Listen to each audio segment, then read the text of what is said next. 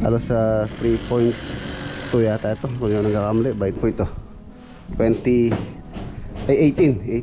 yung shoes nitong hagdanan. Ito yung meron kayong kwarto dito sa ibaba, pwede na magyat. So at least meron pong bedroom dito na siya po yung kasama ko, siya po yung aking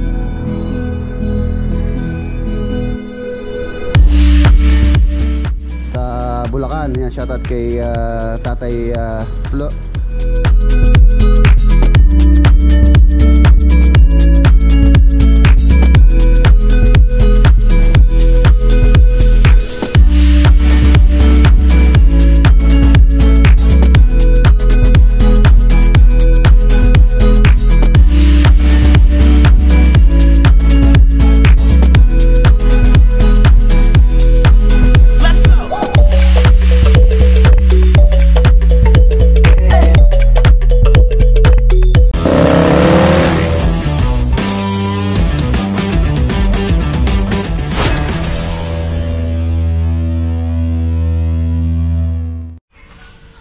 Good morning.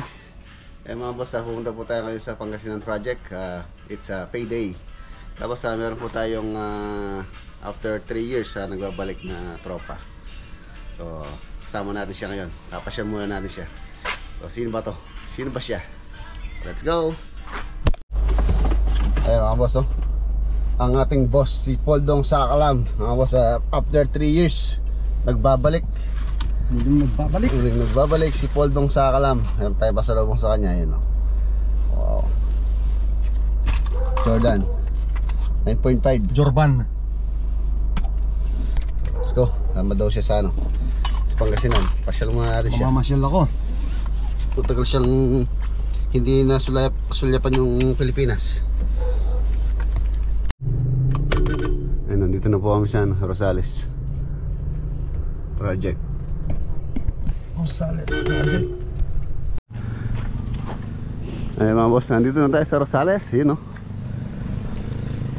paano na sila, roofing beam, roof beam. By next week siguro mga boss makompleto itong beam nito. So magkano na tayo dito, process.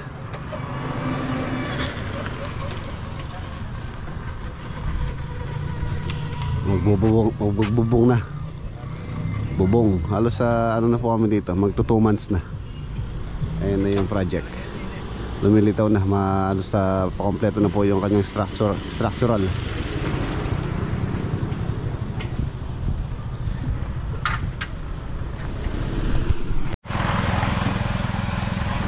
Ito po nga bubong nitong pinaka balcony niya or terrace niya dito sa taas. Ano po yan? Concrete. Buhos. Yan. Yung portion na yan, yung binabakalan nila Kuya Jeng Jeng. Pinakarop niya.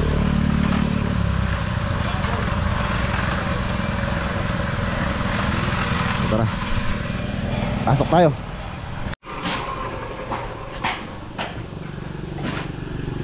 Yan, last week pumunta natin dito. Alas parang sila header, lintel beam. Yan, alas roof beam, roofing beam. So by next week kompleto na po yan. Tapos prepare ko na rin yung yung material sa ating roofing framing. Yan, dito yung mga tropang iba nagpa-plastering na dito.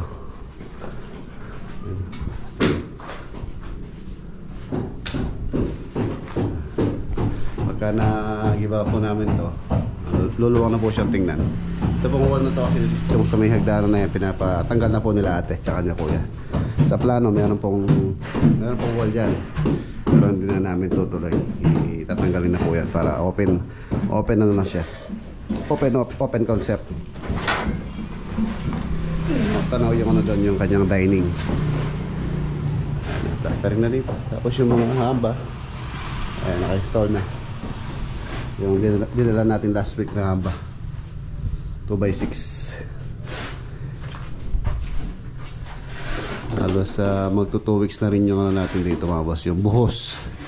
Tatanggalin po natin to, or curing nito is 28 days yan. 28 days pwede na tayong magbaklas ng mga soaring jack na yan.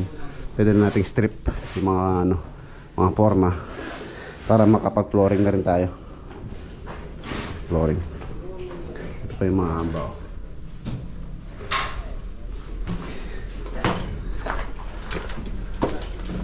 Ito yung staircase.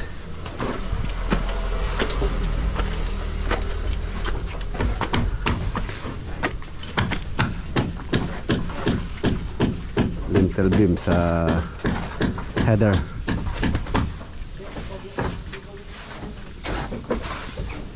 Itong dito sa may pintuan 220 ang beam po dito. Ganon po kasing hambayan. Ito 210 2.1.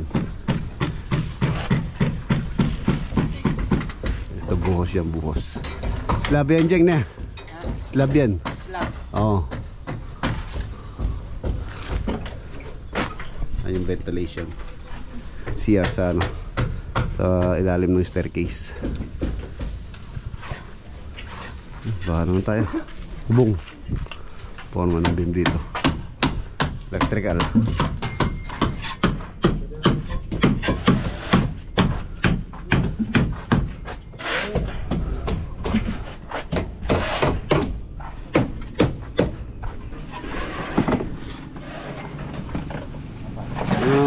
Kaibigan, ano siya mo gan?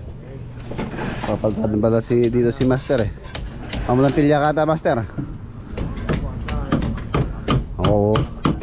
Ano siya, naglalagay ng botones, plantilya, para yung mga mason na akit dyan, papahid na lang. Hindi na sila magle-layout. Pala si Master natin na yung taga-layout nila.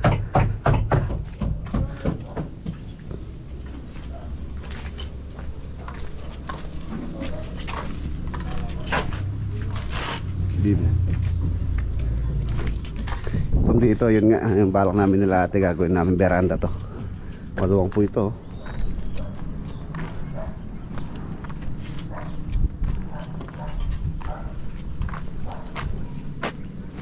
Gandang veranda to. Dito beam na. Alas dyan na po papatong yung ano natin mga boss, roofing. Nakabang na. By next week pag roofing framing na po rito. Finishing phase na tayo, finishing.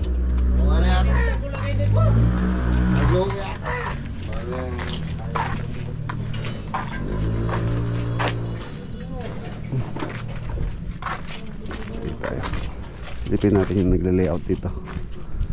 Naglalagay ng botones, pattern na yan. Ito po yung kapal ng plastering. Dito na susunod yung mason, babara.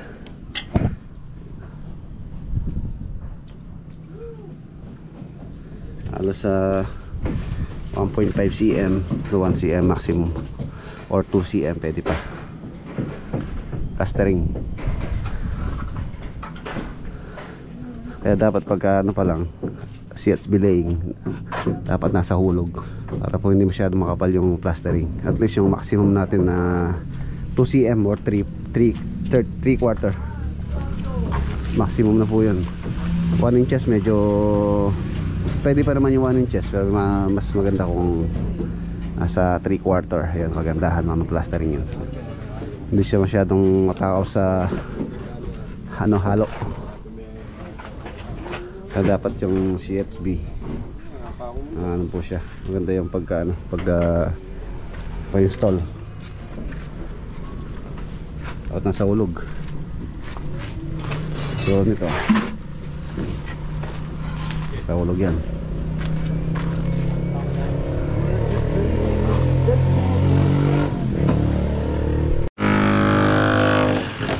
Mga switches, ito yung switch nitong hagdanan. Ito yung 3-way. Meron siyang partner doon sa baba, 3-way.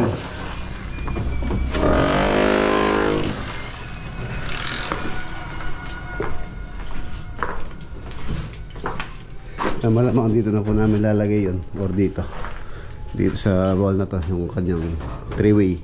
Ito po kasi matatanggal tong wall na to eh. Ito na yung kayong kitchen. Ito yung lababo. Dito yung ref. Tapos dito yung gas range. Ayan. Gas range po ito.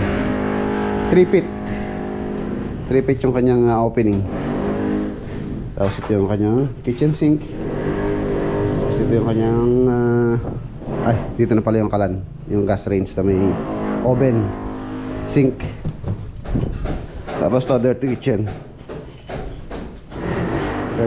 Tapos dito, lanay. Meron siya sliding door, yung opening na yan. Tapos dito po yung dining area. Tapos living area, bedroom. Ayan, bedroom. Mas mainam po, meron kayong kwarto dito sa ibaba. Pero na may medyo hindi naman natin masasabi, siyempre matanda rin tayo. Kung matanda na, hindi na makakakit sa taas, mahirapan na umakyat. So at least meron pong bedroom dito na pwede nating maging bedroom yung mga may edad, hindi na makapanik sa itaas. Ayan, electrical, okay na rin yan, kabang na, pwede na tayo mag-ceiling.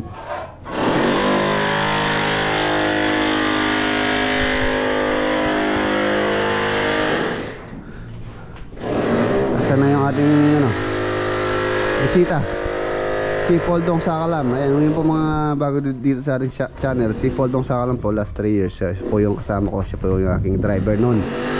Kung mga solid subscriber natin, alam po yung storya nun. Si Poldo na nagano siya, pumunta siya sa Canada last 3 years ago. Ayan, nagbakasyon siya. 1 month yata yung bakasyon niya.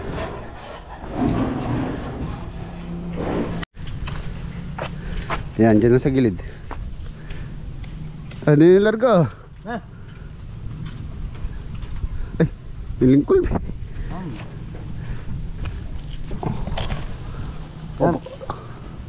Yan. Ano kining gilid? Wow, dyan sa gilid. Nakakahuli kaya itong taong Canada. Yan, ayaw mo yan. May tilapia dyan. Kasa ka maduas. Gagalawin niya warin. Yeah.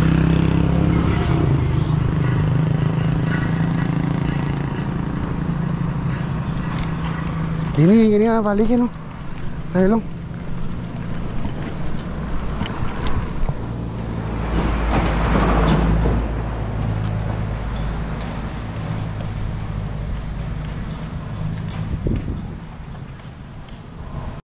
Break time. Kape. Kape. Yeah. Boss Poldo, ganda mo na. Yeah.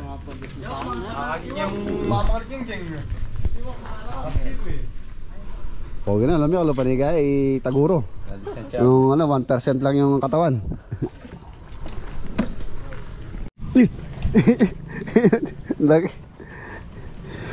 Oh, Poldo, nakahuli ako. Sabi ko siya, malalaki yung tilapia rito. Nakahuli niya. Wow! Ay, taray-taray na.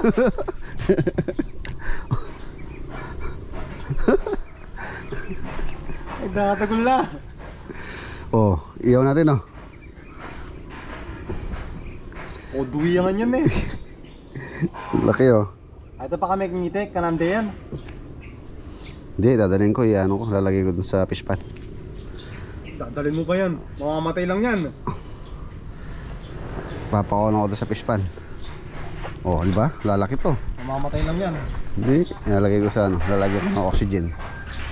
Ano tayo ng lalagyan?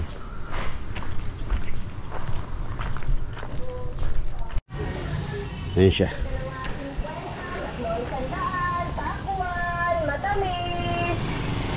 Pakuan, matamis. Dalawa 50, tatlo. Pakuan, matabang. Tagtagan pa natin. Ay mga 10 man lang.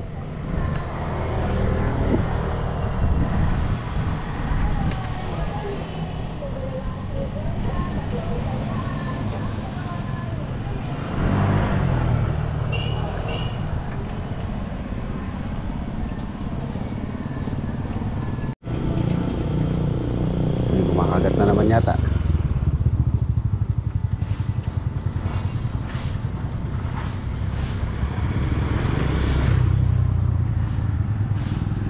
Yun. Yeah. Ilubog mo. Hindi nakuha. Hindi nahuli.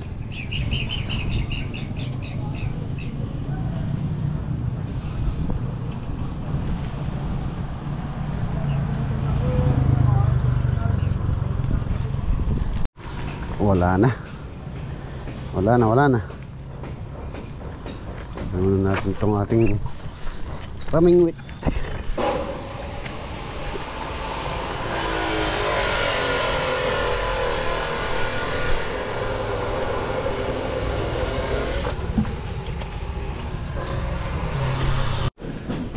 Bukas Sunday, meron po may iwan dito na ano, gagawa rin.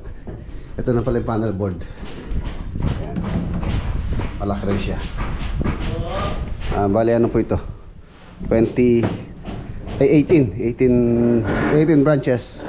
Ayan, dito po namin lalagay para matakpan din sa cabinet. Panel board.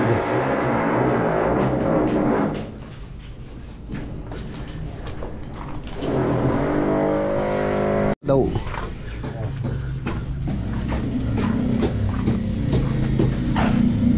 Okay. Ito yung kwartong isa, oh. Malaki din po siya. Halos sa 3.2 yata ito, kung yun nagkakamali, by 3 meters. CR niya maluwang. Ito yung common CR. Sa plano, dati lang po, maliit lang. Nag-adjust kami. So ayan. Mga boss, di na tayong tatagal para masigaso rin natin yung ibang tropa. Payday. Saturday.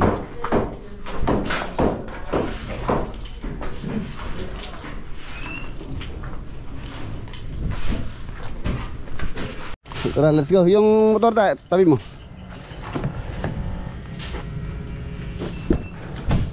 Si boss ko, boss, ano? Basta tayo? Tayo?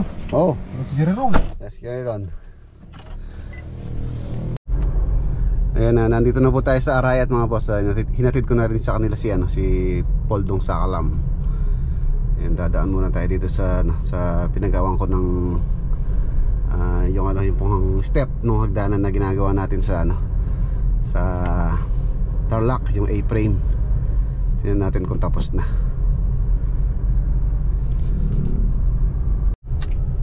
Ayan, nandito na tayo kay Mang Jose.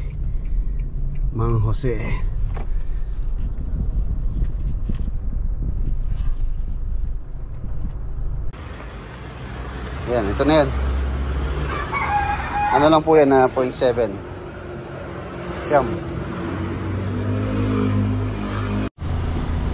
Ayan, okay na. Tapos pinagawa ko na rin po yung pintuan na kailangan ko sa Bulacan. Yan, shoutout kay Tatay Florencio ba, tama ba? Ayan, Florencio, shoutout. Pinagawa ko na po yung mga pintuan. Saka kay sa Maganong project, yung pintuan doon, 2, bali 5 yung kailangan kong pinto. Ito sa Tarlac, yung sa ating A-frame. Okay na boss, thank you very much. Okay. Siyam yun, no? 2, 4, 6, 8, 9. Okay, thank you. Let's go.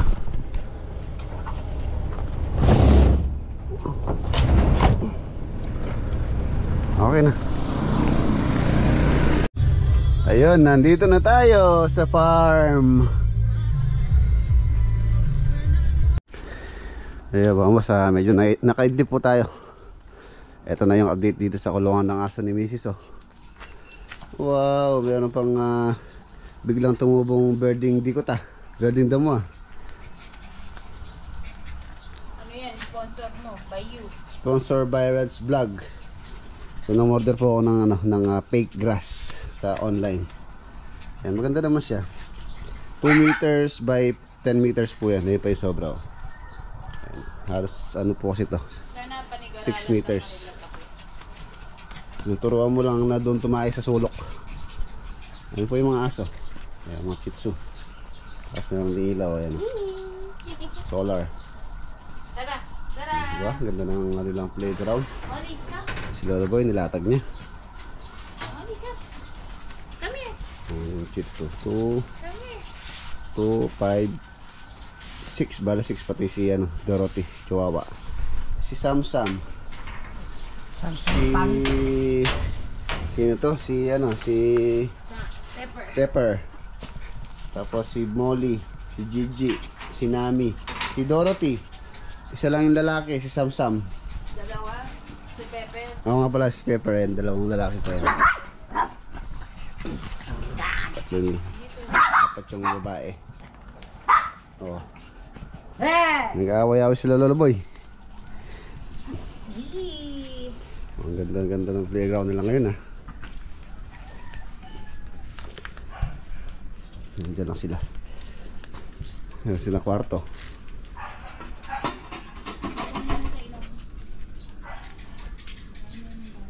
Ihi. Yun, ihi. Lalaki yan. Saka yun. Tatay po yan. Anak niya to, si Pepper. Nanay nila si Nami.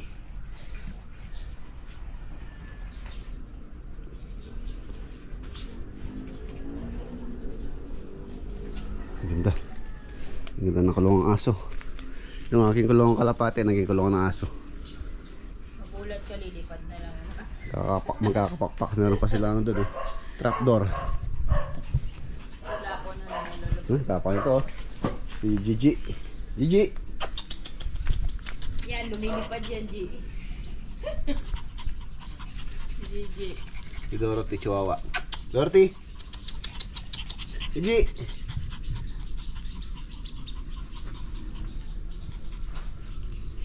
Ganda. Maayos na sila dito. Ayun oh. Higa-higa nga si Gigi oh. Gigi. Meron na silang playground. Gigi. Meron tumayo sila doon sa may butas doon. Turuan mo silang tumae. Lolo Boy, turuan mo sila Lolo Boy. Dapat dagol muna Lolo Boy pat. Ayan, tapos pala naka-order po tayo ng tambak ngayon. Ayan oh, garden soil. Pinatambak po namin yung pwestuhan ng kubo. Yung dalawang kubo kasi doon medyo napapabayaan. Tsaka dito sa may court. Ito para masemento na rin to. Dito sa may ginawa nating court. Si Kilowaw. Pusang Persian. Nandiyan lang siya paano. Pag-alagala. Tsaka ito mga aso natin. Si Basal. Ayan. Ito yung mga bantay dito eh. Basal. Ayan na. Yan bali 10 elf. Mapatag na to, masemento. Para makapaglaro po tayo na mabuti dito sa basketball court. So ayan. Ayun lang po yung vlog natin for today. Yung araw ng Saturday. Kita-kita tayo bukas sa next upload. Paano po? God bless. Ingat.